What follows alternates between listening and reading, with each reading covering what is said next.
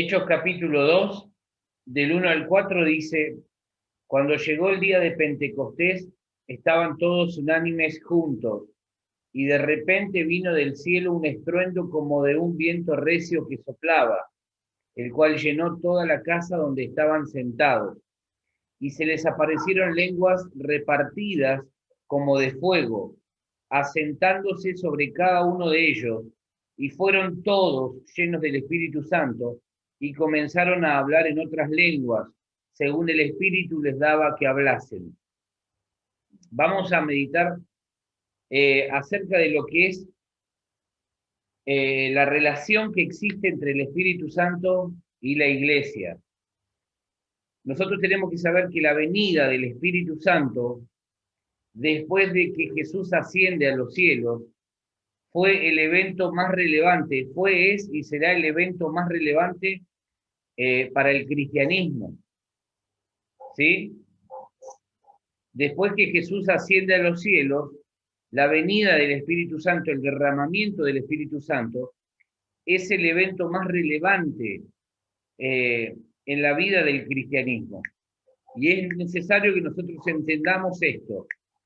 Primero, Jesús es crucificado, muere, resucita el tercer día, y desde que resucita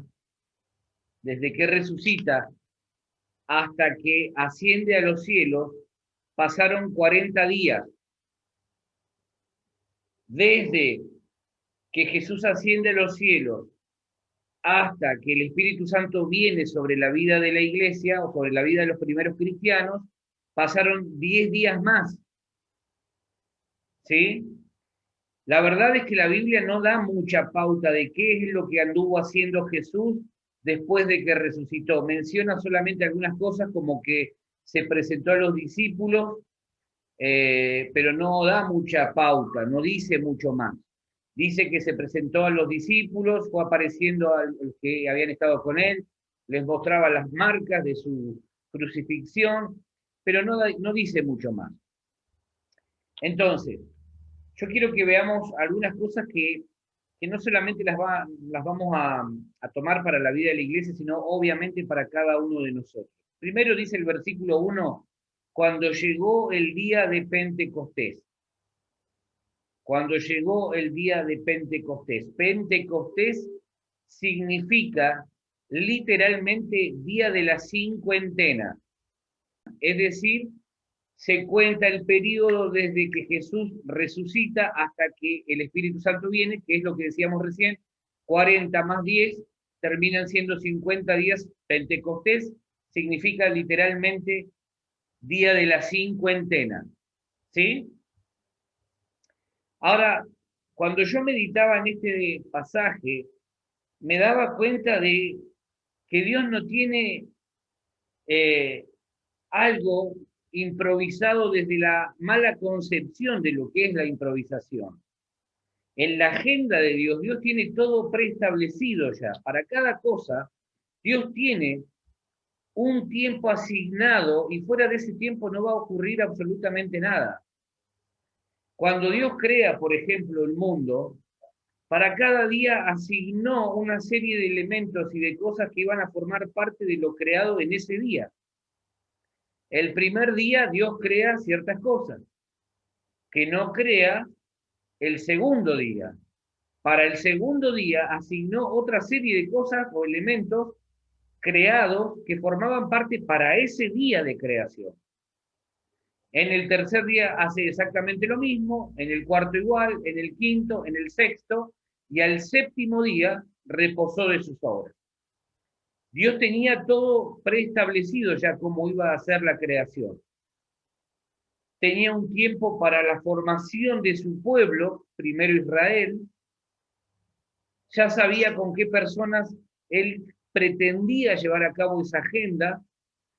Ya sabía en qué momento iba a venir su hijo a la tierra.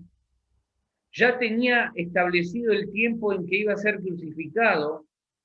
Ya tenía establecido el momento en que él iba a resucitar.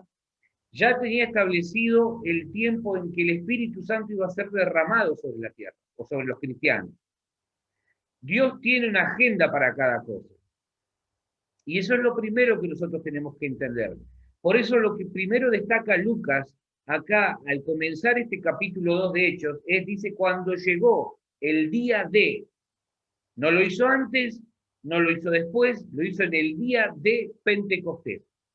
Lo primero que yo tengo que entender es que Dios tiene una agenda establecida para cada cosa, para la vida de la iglesia y para nuestra vida en forma personal, particular, individual. ¿Sí? Dios tiene un tiempo, Dios tiene un tiempo establecido y no se mueve fuera de esos tiempos. No se mueve Dios fuera de esos tiempos. Para cada evento en la tierra, Dios estableció un momento. Para cada momento en relación a nuestra vida, Dios estableció un día, un tiempo, un momento, un instante.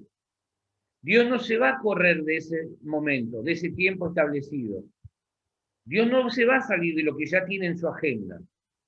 Por eso cuando nosotros decimos, por ejemplo, a Dios no le cambia la agenda a un virus, es una realidad. Eso es tal cual.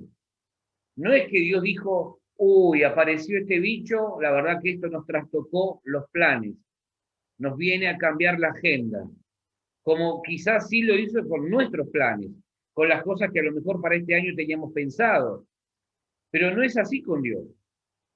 A Dios no lo toma de sorpresa una cuestión semejante. Entonces Dios ha determinado para cada cosa en la tierra un día. Hay un momento, un instante en el que Dios va a hacer que las cosas sucedan.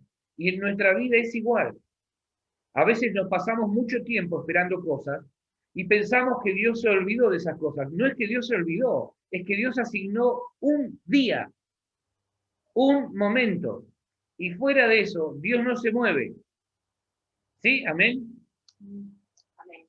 Eso es lo que nosotros tenemos que entender. El Señor en su soberanía había dispuesto que el derramamiento del Espíritu Santo ocurriera el día de Pentecostés. No antes ni después. Cada cosa, cada momento importante para nuestra vida tiene un tiempo. Tiene un tiempo. Cuando nosotros vivimos bajo la soberanía de Dios, bajo la soberanía de Jesús, bajo la soberanía del Espíritu Santo, tenemos que saber que para cada cosa en nuestra vida hay un día asignado previamente por Dios. No se va a modificar la agenda de Dios por nuestra necesidad. ¿Sí? La agenda de Dios no es modificada por una necesidad que nosotros podamos tener. ¿Por qué? Porque Dios lo preparó ya de antemano para que sucediera tal cual Él lo había estipulado. Habían pasado 10 días desde que Jesús se había ido al cielo hasta que efectivamente el Espíritu Santo vino sobre los primeros cristianos, sobre aquellos cristianos que estaban ahí esperando. Él nunca les había dicho cuánto tiempo tendrían que esperar.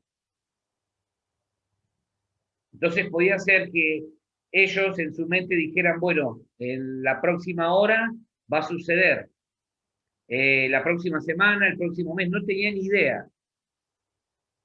Pero Dios no empezó a mover su agenda o a correr la fecha que ya había establecido en su agenda por la necesidad de los discípulos.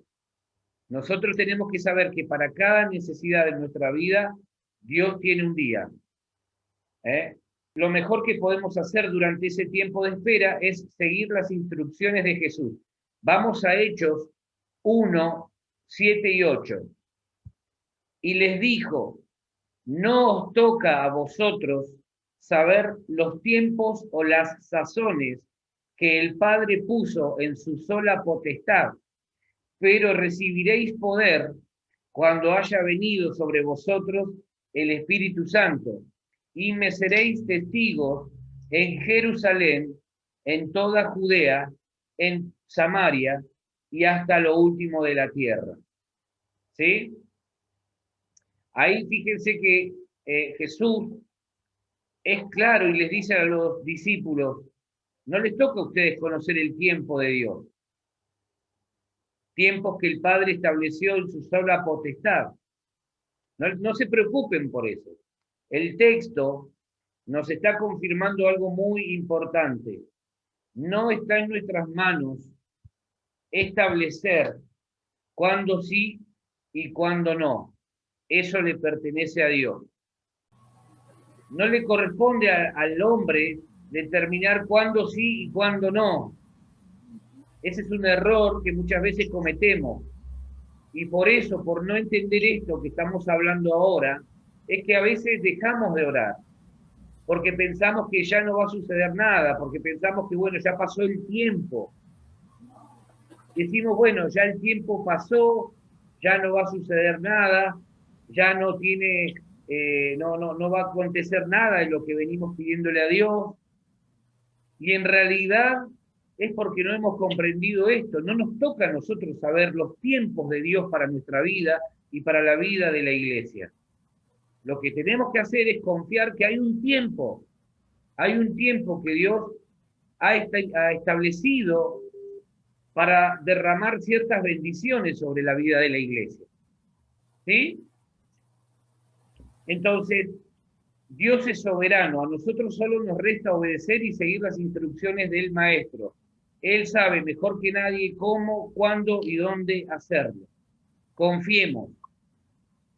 Esta gente vivía pensando que la promesa de Jesús se podía hacer efectiva ahí en un minuto, en una hora, en cualquier momento. Entonces vivían expectantes, no vivían a la deriva, tenían una promesa de parte de Dios que ellos confiaban que se iba a hacer efectiva en cualquier momento.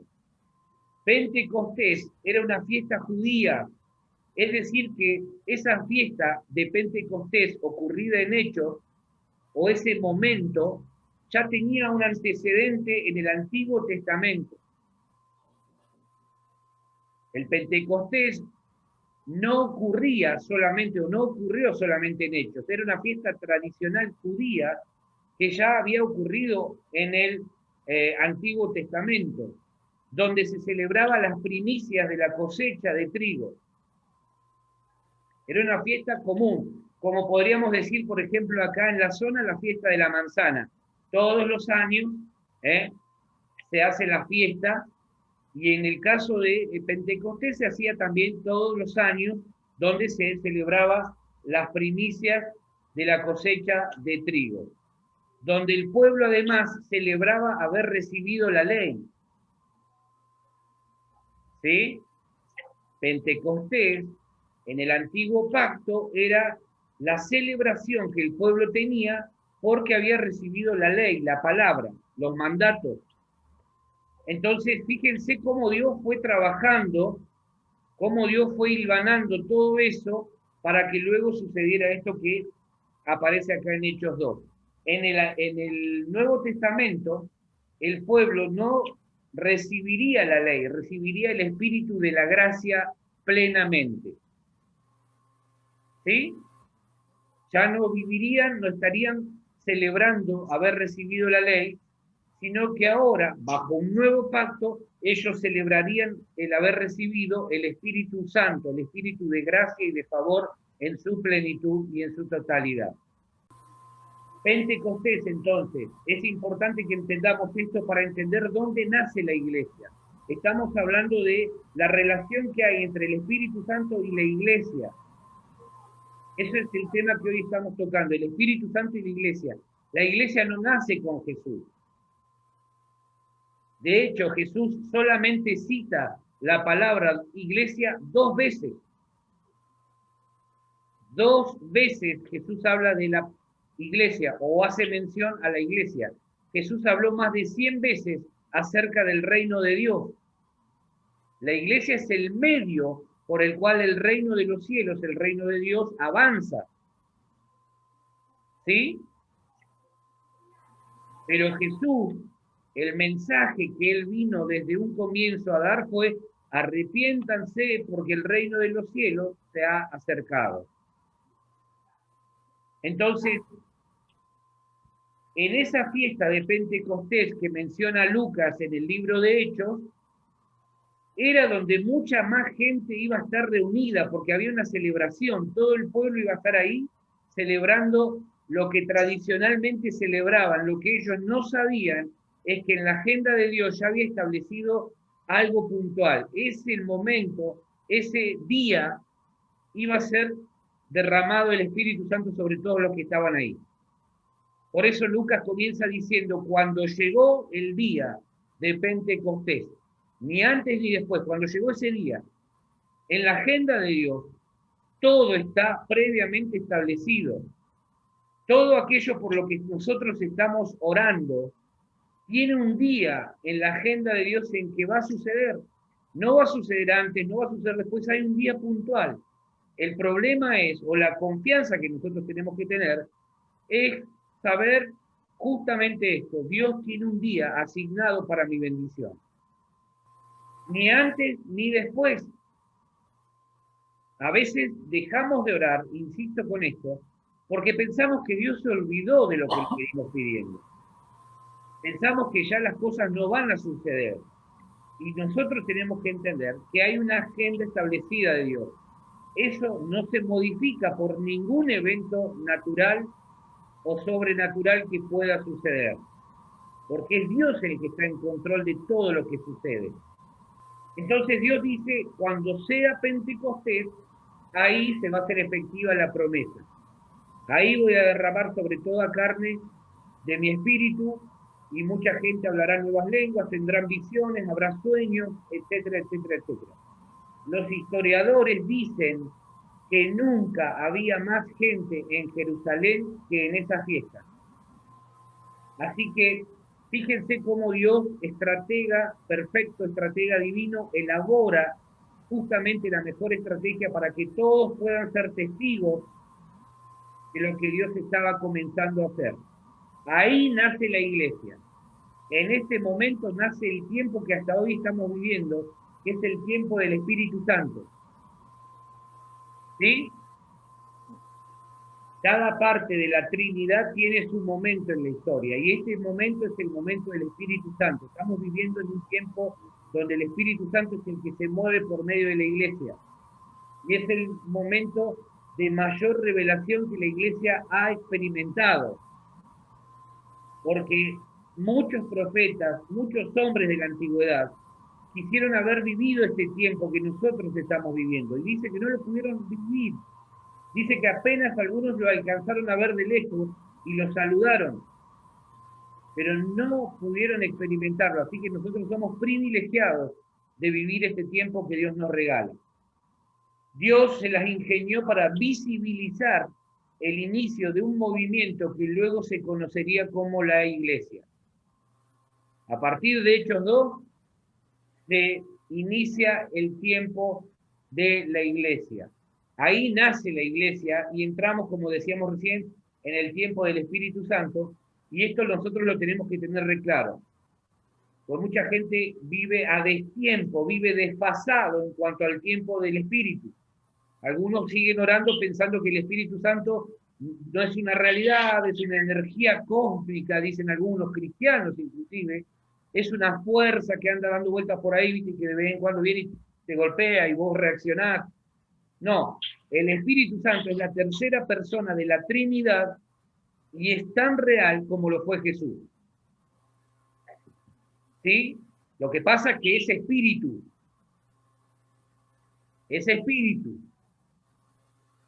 no lo podemos ver, no lo podemos tocar, pero sí podemos experimentar dentro nuestro su obra. Y en la vida de la iglesia también. Amén. Ahora bien, ¿cómo los discípulos prepararon el escenario para que algo así sucediera? Siempre que vos ores por algo grande, vos sos el encargado, la encargada de preparar el escenario para que eso grande suceda. ¿Sí? Tenemos que preparar el escenario. A veces decimos, bueno, vamos a orar para que algo Dios haga. Algo grande tiene que suceder. Bueno, vamos a preparar el escenario. Vamos a prepararnos, vamos a generar que nuestra vida esté a la altura de lo que estamos esperando que suceda. Hechos 1, del 1 al 5. En el primer tratado, oh Teófilo, hablé acerca de todas las cosas que Jesús comenzó a hacer y a enseñar, hasta el día en que fue recibido arriba, después de haber dado mandamientos por el Espíritu Santo a los apóstoles que había escogido, a quienes también, después de haber padecido, se presentó vivo con muchas pruebas indubitables, apareciéndoseles durante 40 días y hablándoles acerca del reino de Dios. Y estando juntos, les mandó que no se fueran de Jerusalén, sino que esperasen la promesa del Padre, la cual les dijo, oísteis de mí. Oísteis de mí. Porque Juan ciertamente bautizó con agua, mas vosotros seréis bautizados con el Espíritu Santo dentro de no muchos días. Bien. Fíjense, ahí está la clave de lo que Jesús les empieza a hablar a los discípulos. Él les empieza y les vuelve a reiterar lo que siempre les estuvo diciendo. Es necesario que yo me vaya para que el Padre envíe un consolador. Él los va a guiar a toda verdad, Él los va a conducir, Él va a estar no solamente con ustedes, sino estará en ustedes. Jesús acá les vuelve a decir, esperen, ya dentro de no muchos días ustedes van a ser bautizados con el Espíritu Santo de la promesa. Va a venir ese que yo les estuve mencionando todo este tiempo. Dentro de no muchos días, les dijo. No les dijo dentro de una semana, dentro de 10 días, les dijo dentro de no muchos días. Eso puede significar, para algunos, bajar los brazos. Porque cuando vos no tenés una fecha cierta, y al ser humano le encanta moverse por cosas que son certeras, es decir, nos gustan más las certezas. Las certezas, cuando a vos te dicen en una semana te vengo a ver, vos ya sabés que es una semana. Pero cuando vos te dicen te voy a ir a ver y no tenés certeza, muchas veces genera una cierta inquietud. Entonces Jesús les está diciendo, van a ser bautizados con el Espíritu Santo dentro de no muchos días. No les dijo cuántos. Pero yo quiero que pensemos en algunas características que sirvieron para preparar el escenario para que ese derramamiento del Espíritu Santo ocurriera. Versículo 4, que acabamos de leer recién. Versículo 4 dice, y estando juntos, les mandó que no se fueran de Jerusalén, sino que esperasen la promesa del Padre, la cual les dijo, oísteis de mí. 3 cosas Jesús les dice que son necesarias y son fundamentales hoy también para no perder lo que Dios quiere hacer con nosotros. Número 1, obediencia. Obediencia. Dice que les mandó que no se fueran de Jerusalén. Les mandó, muchachos, no se muevan de acá. Si ustedes quieren recibir la bendición, si ustedes quieren ver lo que Dios va a hacer, si ustedes quieren experimentar todo lo que Dios tiene pensado, no se muevan de acá. ¿Sí? Obediencia. Segundo, paciencia. Dice, sino que esperasen la promesa del Padre. ¿Cuántas promesas en nuestra vida nosotros no vemos cumplidas aún por no obedecer, por movernos de acuerdo a nuestro parecer y por no aprender a esperar? Si ellos se movían de Jerusalén, se iban para cualquier lado, nunca hubiesen visto todo lo que ese día sucedió. Lo tercero, fundamental para no perdernos de lo que Dios quiere hacer con nosotros, es unidad. Unidad, dice, y estando juntos. Y estando juntos. Cuando hablamos de la iglesia, nosotros tenemos que saber que hay cosas que Dios no va a hacer a menos que la iglesia esté junta. Hay cosas que no van a suceder jamás a menos que la iglesia entienda lo que es estar juntos. Y a lo largo de todo el libro de Hechos, vos ves a una iglesia una y otra vez que permanecía junta, que permanecía unida, que permanecía reunida, que permanecía congregada buscando al Señor en todo tiempo. ¿Sí? ¿Amén? Eso tenemos que entenderlo. ¿Por qué? Porque a veces nosotros creemos que podemos movernos. Y si Dios nos está diciendo en este tiempo, permanecé ahí, permanezcamos ahí, esperá, esperá, dentro de no muchos días puede ser que Dios traiga eso que estamos esperando, pero el tema es que si nos movemos de acuerdo a nuestro criterio, si nos movemos de acuerdo a lo que nos parece, podemos perder todo lo que Dios quiere hacer en ese momento. Los discípulos estaban juntos cuando esto ocurrió, no estaban separados ni dispersos, estaban unidos física y espiritualmente porque tenían un objetivo en común, querían ver el cumplimiento de la promesa de Dios sobre sus vidas, no querían que se los contara alguien, no querían escuchar lo que Dios había hecho con otros, ellos querían ver de primera mano la promesa de Dios sobre sus vidas. Los discípulos, no olvidemos, que algo entendían del Espíritu Santo porque lo vieron y apreciaron en la vida de Jesús. Pudieron ver en la vida de Jesús cómo el Espíritu Santo operaba, pero nunca lo habían experimentado en carne propia. Nunca habían podido descubrir de qué se trataba en plenitud. Eso hacía que aumentara la expectativa que tenían. Cuando vos querés realmente más de Dios, cuando vos no te conformás con lo que viste en otros, eso hace que aumente tu expectativa, empieza a aumentar tus ganas de buscar más a Dios, empieza tu deseo, a aumentar tu deseo de no moverte si Dios te dijo que te quedes donde tenés que estar. Entonces ahí vamos a poder ser testigos de primera mano de lo que Dios está haciendo. Ya no podemos vivir de historias prestadas. No nos podemos quedar a vivir con lo que alguna vez escuchamos que otros nos contaron que vivieron. Ahora es un tiempo en que nosotros debemos vivir nuestra propia historia con Dios. Amén. De acuerdo a nuestra expectativa, será nuestra búsqueda. De acuerdo a nuestra expectativa, será nuestra espera. Fíjense, pero además había otro ingrediente que ayudó a preparar el escenario para la manifestación, esta semejante manifestación de parte de Dios. La oración.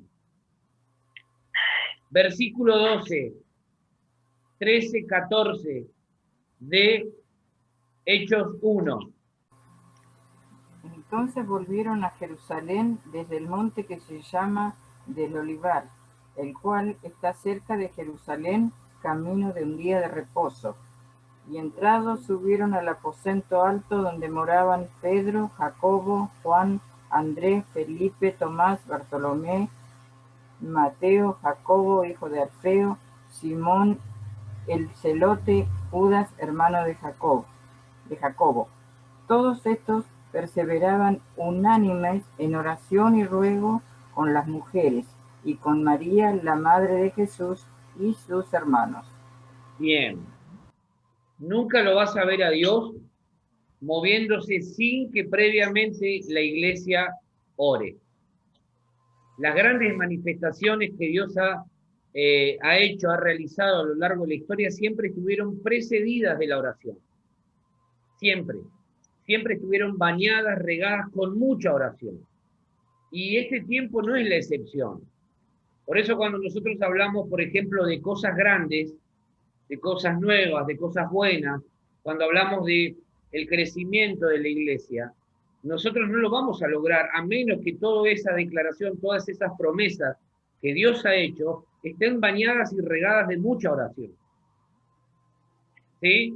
Dios no hace nada, no hace absolutamente nada, si no es en respuesta a la oración de su gente. Los grandes movimientos espirituales a lo largo del mundo, a lo ancho del mundo, han sido siempre respuestas a grandes oraciones, a personas que se han puesto a orar, y que no pararon hasta ver que Dios se moviera.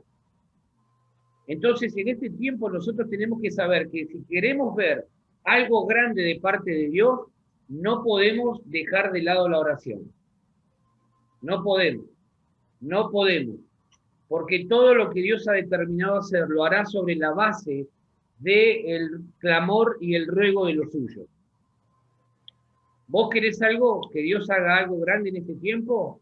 Bueno, tenés que saber que no vas a quedar ajeno a ese movimiento y que lo primero que Dios te va a pedir es orá, orá, orá y no dejes de orar.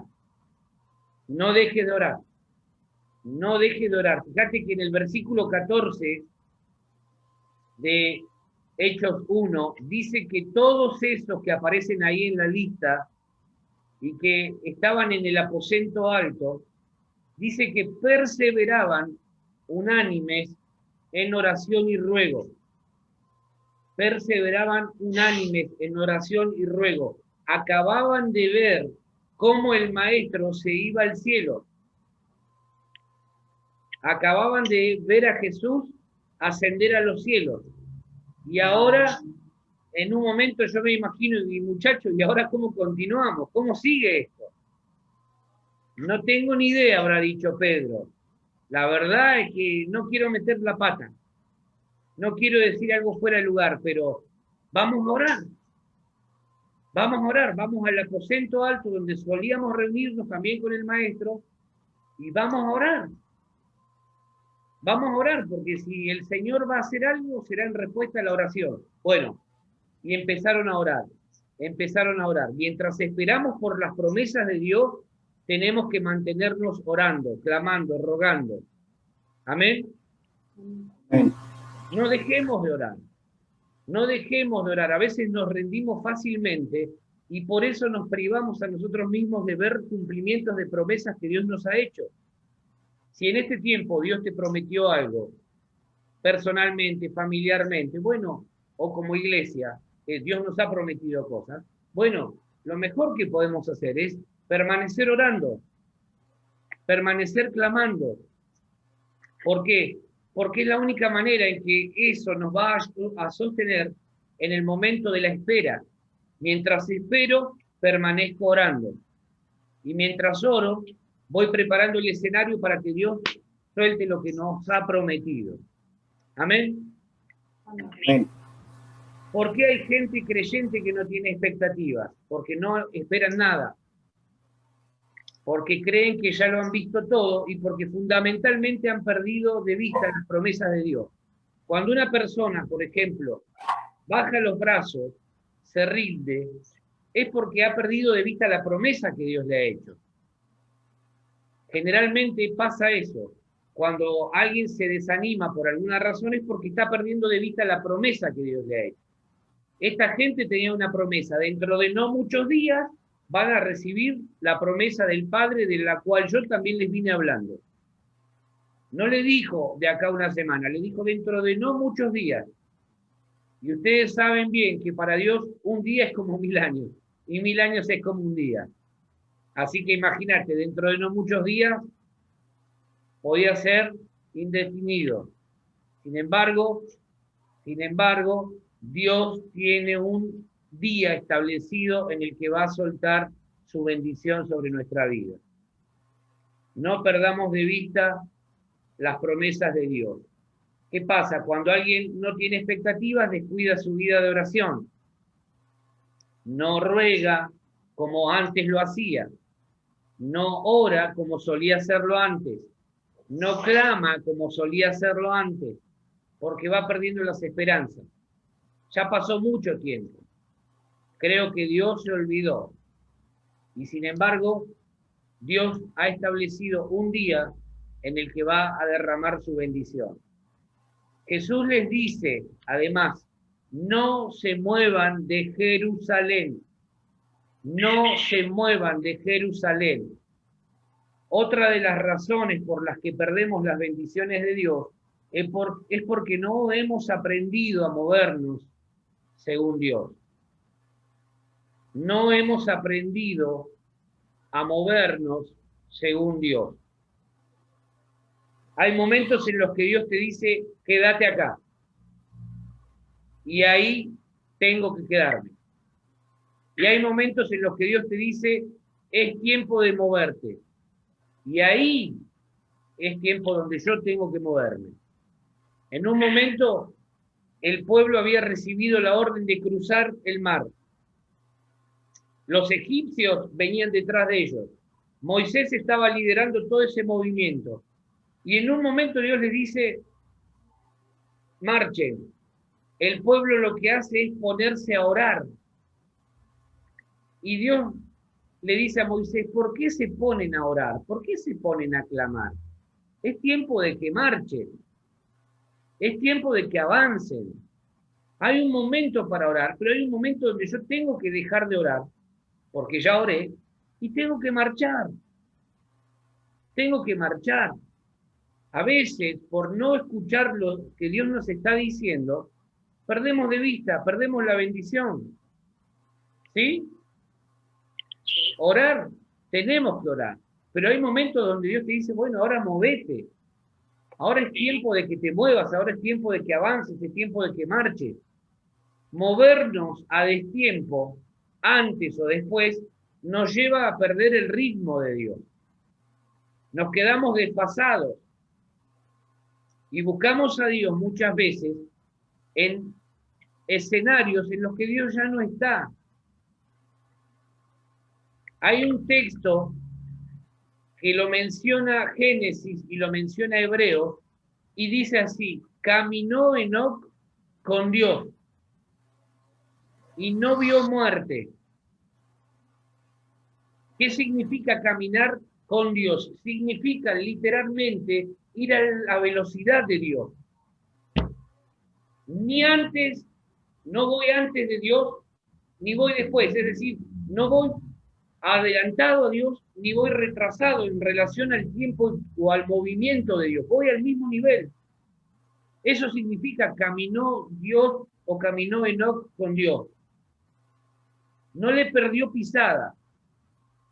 Y muchas veces nosotros estamos pidiendo que Dios nos bendiga en un escenario en el que Dios ya no está.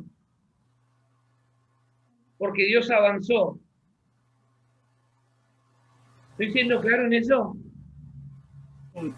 A veces hay cosas que Dios nos quiere entregar, pero en un momento determinado. Por eso insisto, si Jesús les está diciendo no se muevan de Jerusalén, es porque en Jerusalén iba a suceder el evento que ellos estaban esperando. No iba a suceder en los alrededores de Jerusalén. En Jerusalén, ahí me tengo que quedar. Ahí me tengo que quedar hasta que suceda lo que Dios prometió. Eso habla de permanecer. Mientras estoy ahí, permanezco orando. Permanezco orando. Permanezco orando. Entonces va a llegar un momento en que Dios va a soltar su bendición. En este tiempo, y como parte de la madurez que Dios desea para nuestra vida, más que nunca debemos afinar nuestro oído para oír justamente lo que Dios quiere hacer. A veces hay cristianos que se mueven, van, vienen, van, y vos decís, ¿por qué nunca reciben lo que Dios les prometió? Porque en realidad no saben permanecer donde Dios les dijo que tienen que permanecer. Si no pueden permanecer en un lugar, imagínate si van a permanecer orando. Si no pueden estar firmes en un lugar, imagínate si van a ser capaces de permanecer buscando a Dios en lo secreto para que eso pueda preparar ese escenario de bendición. No tenemos que movernos a menos que Dios nos diga, ahora sí, avanzar. La iglesia, según Jesús, es aquella que es conducida, guiada, llenada, revestida, ¿sí? Y gobernada por el Espíritu Santo. Por eso digo que era importante que esta gente aprendiera a esperar la promesa del Espíritu. La iglesia que Jesús concibió en su mente, que el Padre concibió en su mente, es una iglesia llena del Espíritu, es una iglesia conducida por el Espíritu, es una iglesia guiada, revestida y gobernada por el Espíritu Santo. Y la venida del Espíritu Santo es justamente esto, es volver a implantar el gobierno de Dios, esta vez sobre la iglesia, y por eso viene el Espíritu Santo.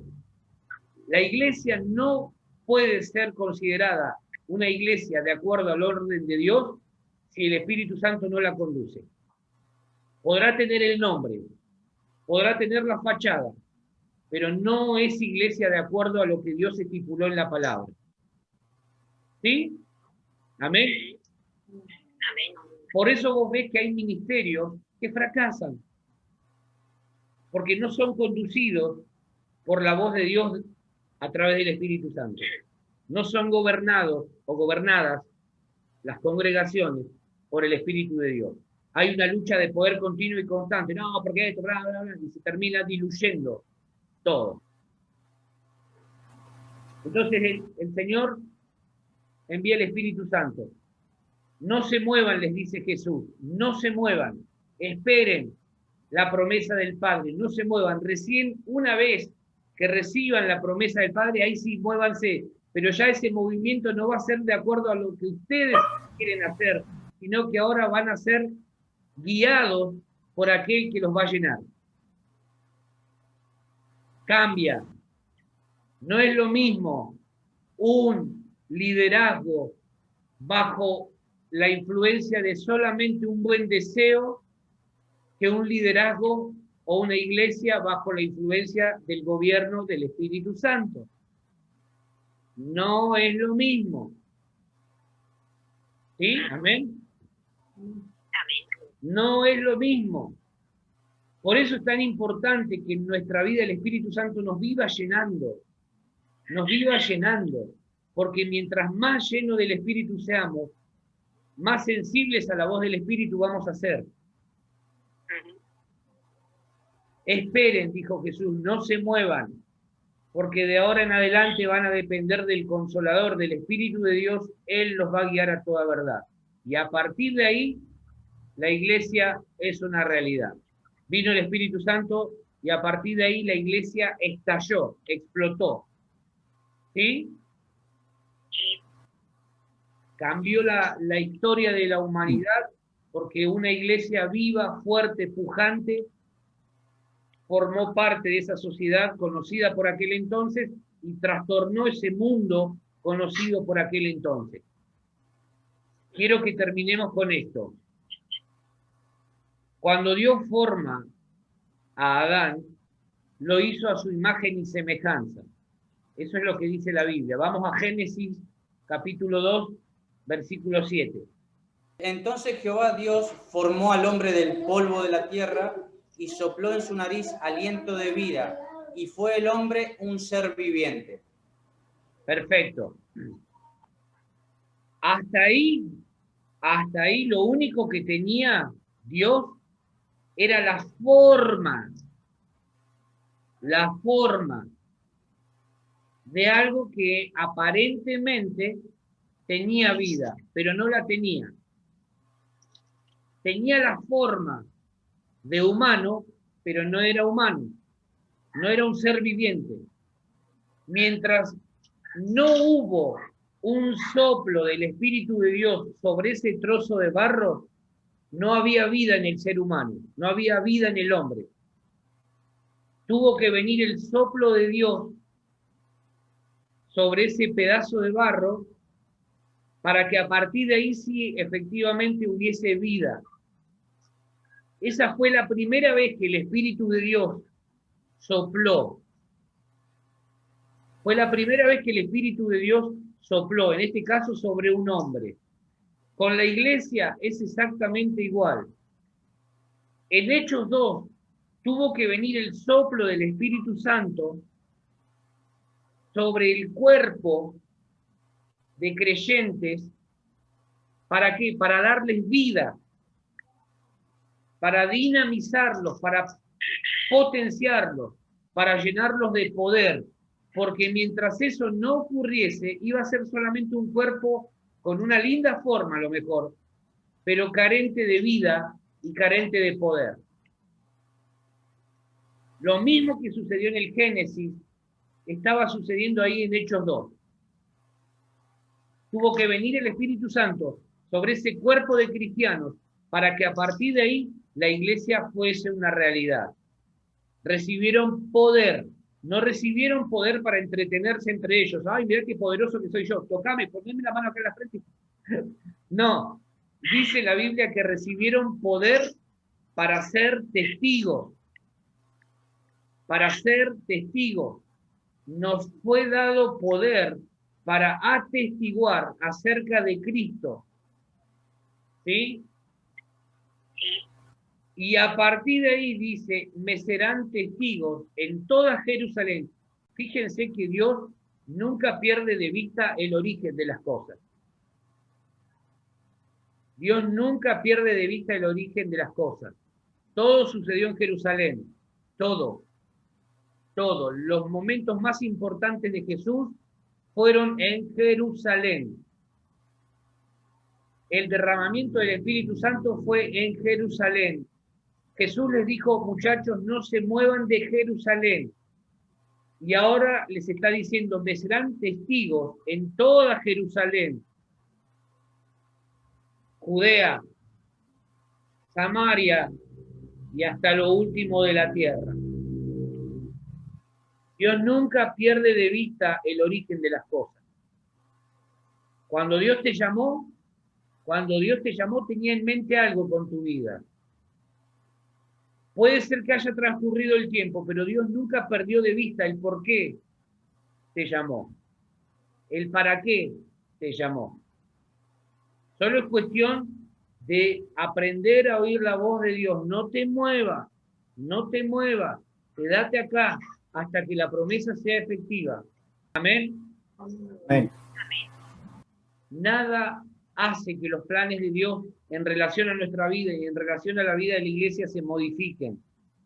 Los únicos que podemos perder de vista o podemos hacer que los planes de Dios sean trastocados somos nosotros por medio de movernos de acuerdo a lo que a nosotros nos parece. Si alguno de los discípulos se hubiese movido de Jerusalén, hubiese perdido lo que sucedió ese momento. Se hubiese perdido de ser testigo, de ser partícipe de ese suceso. Hubiese a lo mejor escuchado después, no sabés lo que te perdiste, flaco. No sabés el momento de gloria que vivimos. Uy, qué garrón. ¿Y por qué te moviste? ¿Por qué te moviste? ¿Por qué hiciste lo que Dios te había dicho que no tenías que hacer? No te muevas.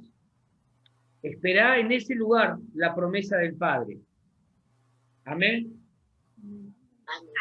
No hay iglesia si no la conduce el Espíritu Santo. No hay iglesia si no la guía el Espíritu Santo. No hay iglesia si no une el Espíritu Santo. No hay iglesia si no la llena el Espíritu Santo. Amén. Amén. Será un grupo muy lindo, será un grupo de amigos, pero si el Espíritu Santo no es el vínculo, como hablábamos el domingo, que nos une, entonces algo le está faltando. Algo está faltando y no es cosa menor, no es algo menor. A veces hacemos de las experiencias lo más trascendental. Lo más importante no fue la experiencia de los discípulos. Porque a veces nos quedamos a vivir en las experiencias. Mirá qué lindo lo que me pasó, mirá qué linda promesa que Dios me dio, mirá qué lindo este momento que viví con el Señor. Lo más importante es no te quedes a vivir de la experiencia. Lo más importante no es la experiencia, sino lo que recibís. Ellos no se quedaron disfrutando ahí entre ellos, che, qué lindo, mirá las lenguas que hablabas vos, y vos re loco, las lenguas que te agarraron, y lo que pasó con vos, no se quedaron a vivir en esa experiencia. Lo más importante no es la experiencia vivida, lo más importante es lo que te queda y lo que recibís para dar. Amén. Amén. Ellos sabían que no recibían para guardar y entretenerse ahí entre ellos. Ellos sabían que recibían un poder especial para disfrutarlo, para vivir en victoria, pero además para transformar lo que estaba a su alrededor. Entonces, no hagamos de las experiencias lo más trascendental, porque corremos el riesgo de perder de vista el por qué Dios nos otorga ese regalo, ese don llamado Espíritu Santo. Amén. Muchos hoy, siglo XXI, buscan experiencia, éxtasis, quieren volar, quieren una experiencia espiritual que los revolucione, pero no que los transforme. Mucho cuidado. Muchos buscan experiencia, una experiencia religiosa, como decía el profeta Enrique Iglesias. Una experiencia religiosa. Pocos buscan la llenura del Espíritu Santo para que el Espíritu Santo los gobierne. Mucho cuidado. El Espíritu Santo no viene para que nosotros nos entretengamos. El Espíritu Santo viene a nuestra vida para llenarnos y para impulsarnos a cumplir con la tarea que Dios nos asignó. Amén. Amén. Te alabaré, contra mí nada prevalecerá. Me gozaré, declararé, Dios es mi triunfo y Él está aquí.